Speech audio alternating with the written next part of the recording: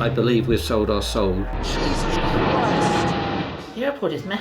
It's just so busy. It's ripped the heart out of this village.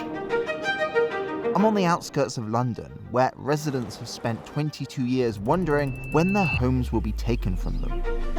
Our house would be knocked down. If you look at this place on a map, you'll see how this village sits in the shadow of Europe's busiest airport. Heathrow Airport. Heathrow. But Heathrow has a problem. It's at full capacity. Heathrow is now saying it can't do any more. But they've got a plan to build a third runway right here, which would erase these villages from the map. This is a fight that has dragged on for decades. Maybe you could do this kind of thing in communist China. Am I going to be chucked out? I'll use any tool to stop a third runway happening. It's also an opportunity to increase connectivity. We're going to bring many more jobs to the area. I will join you. I will lie down with you in front of those bulldozers. We've just been lied to the whole time. If anyone knows where Boris Johnson is, let us know. But now the UK government has picked a side. It's backing the expansion. This government supports a third runway. If this plan works, it could solve all of Heathrow's problems. But it's highly controversial, and they want to move fast with a potential completion date of 2035. So I've been speaking with people on both sides, and I ended up here in a community that's stuck in limbo. We are their valued neighbours. Yeah, until you destroy us. Our freedom of movement has been taken away. We don't want them putting a runway through the village, but we also want to move. Let me show you why the UK is so eager to push this multi-billion-pound project through, and what it means for the people caught in the middle.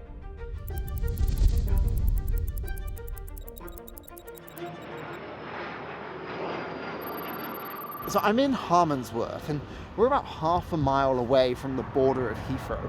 If this plan moves forward, this village will be removed, and this will be a third runway. There'll be a massive barrier here. Anything behind me will be demolished. As you can tell, this is something that everyone has strong feelings about. I am prepared to take a cement mixer down there and do it myself. You used to be against that. Let's talk about a debate which has been raging for years. I've always been opposed. It's holding Britain back. But this is not an SU that I'd die in a ditch for. Are you for it or just going along with it? Let me tune out that noise for a moment and look at how Heathrow got here. You'll start to see how realistic this project really is. This is what Heathrow looks like in 1819. It's a small hamlet in the parish of Harmondsworth. Life here revolves around the land. Farming is everything. These photos show the Purser family, one of the biggest farmers in the area. My family were always farmers, going back hundreds of years, so it was a real big farming community. Then in 1930, an aircraft manufacturer paid the local vicar £15,000 for a plot of land to build an airport just southeast of Heathrow. It's small, it has a single runway, and it's used to assemble and test aircrafts. Fast forward a decade or so, and it's the middle of the Second World War, and the British government seizes the Great West Aerodrome, evicts the residents of Heathrow, and lays down multiple runways for a new RAF base. But the war ends before the base can become operational, and so it's repurposed as London's new public airport.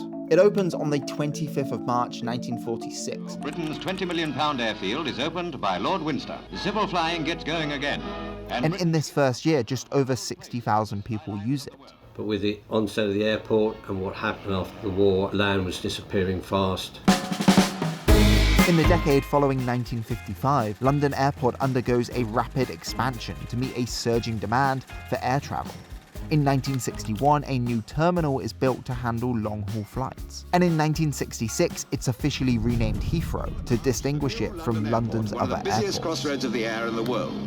By the time it came up to my generation, my father realised that farming was a dying profession in this area. And then I succumbed to went to aviation, which I didn't want to do because it was like what had taken my family's business away in the first place. But to survive, you have to change and adapt. Today, Heathrow handles over 80 million passengers a year, but most of them aren't here to visit the UK. It's a hub airport, a stopover on the way to somewhere else. These 4 terminals keep everything running, and these 2 runways handle 1,300 flights a day. But this is a major problem. Heathrow's 2 runways have been limiting its capacity. The airport claims it's been running at 98% capacity for decades. A 3rd runway would change that, adding room for 260,000 extra flights a year.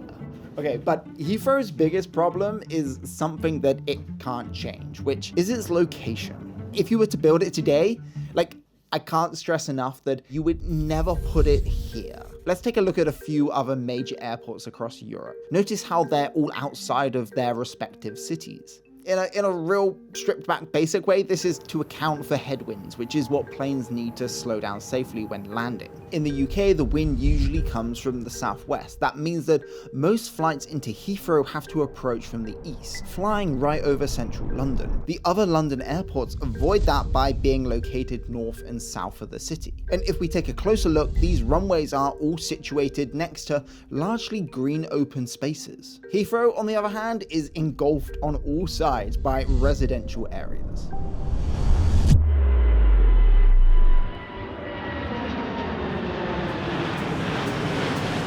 The plane seems to be taking off like every 60 seconds, and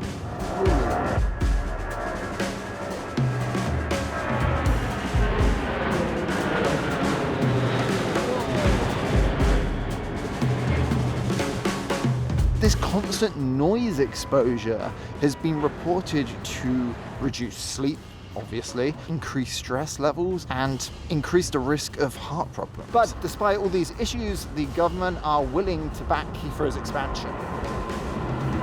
What's that? Oh, Jesus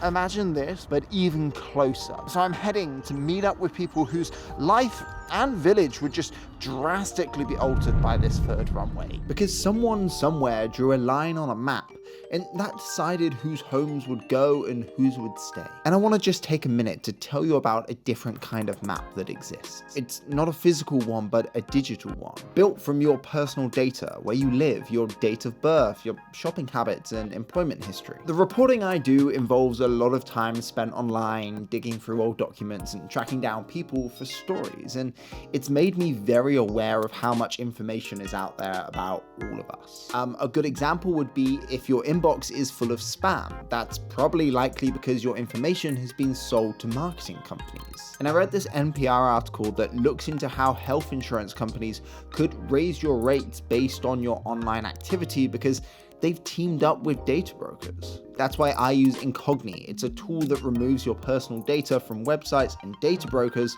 that trade it without your consent. And it's so easy to use. Once you sign up, it just runs in the background, sends out these removal requests, and each month I get a report to see how well it's done. It's just a simple way to protect your privacy and shrink that digital map. And if you click the link in our description, it does 2 things. It helps support me make more videos like this, and if you use this code, you can get 60% off an annual plan. Okay, now let's find out how this Heathrow expansion is changing the life for the people in Harmondsworth. This whole cul-de-sac will be bulldozed. This is Justine Bayley. She's lived in Harmondsworth for over 30 years and would be one of the people left behind. In the past, I've described myself as living in a plane spotter's paradise, but I'm not a plane spotter. Justine and John took me on a tour of the village. I was half expecting to see planes coming in low overhead, but there was none of that. You could see them in the distance and hear the hum of the motorway, but Harmondsworth just felt familiar, like any small English suburb, with a couple of pubs, a school, a church, a shop, and quiet cul-de-sacs. People have been living in Harmondsworth since at least Anglo-Saxon times. What do you think is like the probability of something going ahead? 0. I mean, there's going to be lots of talk, lots of banging of drums. Of course it's going ahead next year, and next year never comes. Meanwhile, everybody who lives here is sitting on the edges of their seats waiting for something to happen. If you can't sell your house, life is on hold. And when I took a closer look around, you could actually see the effects of what Justine was talking about.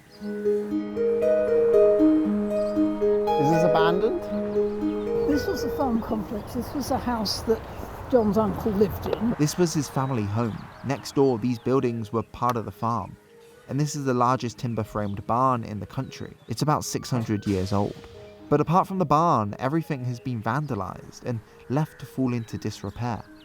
because nobody quite knows what to do with Harmondsworth. How does it make you feel seeing it like this? Not very good. Then I got stopped by a local who asked what I knew about the plan. It turned out he just spent £50,000 on his home, and it's in the demolition zone. I speak to a lot of people in the club. What most people are happy with, if they just knew what was going on, they get their 25% on top. They're happy. Essentially, to go ahead with this project, Heathrow would have to buy the affected homes, plus pay out an additional percentage on top. Best of luck though, right? Cheers, guys. Thanks. See ya. He was like, either way, I don't care, because he was a young guy. He can wait until that happens, but residents here that want to leave, I think it's a different story. And I'm about to go speak to a couple who have been trying to sell their house for the past couple of years, and they're having no luck. Because of the Heathrow blight, we cannot sell it. There is lots of houses, even in our own road, in the same situation. This is Angela and Malcom. I've been here for 23 Nearly years 23 now. years. And we've loved, living in the community. But now they want to leave to be closer to their children. And like a lot of people around here, they used to work at the airport. 40 years between us. The airport is mad. It's just so busy. That's why they need the third runway. But all the time this goes on, we can't go anywhere. Our freedom of movement has been taken away. We don't want them putting a runway through the village, but we also want to move. So we want to be able to sell our house at a reasonable price and move on. But there's another problem. Say I wanted to buy your house, and I was happy to pay what you I put it up for. I would struggle getting a mortgage. You wouldn't get a mortgage. Right, because they wouldn't lend, because in 3 to 5 years' time... They could be knocking it down. Yeah. Correct. Right, okay. I've been involved since 2002 when Tony Blair's government started this off. We've just been lied to the whole time. David Cameron, no ifs, no buts, no third runway. Boris Johnson was going to lie down in front of the bulldozers. Is he still going to do that? And now we've got this lot. But a third runway at Heathrow would unlock further growth, boost investments, increase exports, and make the UK more open and more connected. Right. Some reports state that they think that this can be done by 2035. Which would still mean people like Angela and Malcom would be stuck until the airport basically are ready to compulsory purchase their home. But the thing is, no expert that I've spoken with thinks that this date is viable. It's likely much more than a decade away. And Heathrow has to go through about a dozen or so major steps before work can even begin, including getting approvals, public consultations, legal battles, coming up with the money, and then buying the land. Okay, so the timescale is ambitious, and the proposed cost in 2014 was £14 billion. Today, industry sources believe it could be anywhere from 42 to 63 billion pounds. That's a lot of money to come up with. Today, Heathrow is owned by foreign investors, including a French equity firm, Middle Eastern wealth funds, and state funds from Singapore, China, and Australia. And they say that it will all be privately funded. According to the most recent study from Frontier Economics, a third runway could increase potential GDP by 0.43% by 2050. This is the report. According to rough projections, that translates at about $22.4 billion. But it's worth pointing out that this study was commissioned by Heathrow and that this is just a summary. A spokesperson from Frontier Economics told me that the report was produced independently and it's up to Heathrow on when they choose to release the full report. So, make of that what you will. In all of these recent discussions, the human factor's been completely and utterly ignored. But what people have got to realise is it's being built in our yards, our houses, schools, places of worship. The whole community in 3 villages will be destroyed. I would be 15 yards from the perimeter fence and 200 yards from the new runway. What's that going to do to pollution over London? We are speaking about massive amounts of emissions. At the moment, Heathrow Airport represents about 10% of national UK emissions. Benoit is a professor of climate law at the University of Reading, and he's been looking into this proposal, where Heathrow and the government say they're confident in balancing the expansion while still aiming for net zero emissions by 2050. The national target is about carbon neutrality within the territory of the country, and international aviation is not within the territory of the country, so it's not accounted as part of the national greenhouse gas emissions. Some experts also argue the UK has enough airport capacity to meet future demand, but they're largely run as private businesses, so they're competing, not coordinating. As for the expansion of Heathrow, what is going to happen really depends on who you ask. A lot of the people want the third runway. They know that's the only way they're going to be able to sell their house and move on. Do you think it'll happen? Yes. Eventually, yes. I mean, it's not going to happen. And they keep on promising things, but they never actually start doing it. It's possible, and I don't think they can just sit on it. They've either got to make the decision, but it doesn't want to go on for 3 or 5 years. John's seen this play out before. The story is here in his photographs and maps. That's why I'm sort of in two ways regarding all this, because I've read about, seen it, been through it. I am no aviation expert. I don't know what flying will look like in the next 10 to 20 years. Will we have electric planes or better and more affordable rail networks to travel to Europe? If you have thoughts, leave them in the comments. I would love to read them. But what we do know is that the more you build something, the more we use it. It's an idea called induced demand. If you create more flight slots, then people will use them. That's what Heathrow Airport Limited is banking on. They'll be submitting their latest plans to the government in the summer to once again start the ongoing process. And in the meantime, the villagers of Harmondsworth, Longford and Simpson remain stuck in a holding pattern, waiting for clearance to move on with their lives. Okay, hopefully this video cut through the noise for you like it did for me whilst making it. I'll be keeping an eye on it as it plays out, and if anything does progress, we will return to it in a future video. Thanks for watching, and if you want to support the work we do further, you can sign up to patreon.com/Faultline, where we share behind the scenes of the makings of these videos. But either way, appreciate you being here, and see you in the next one.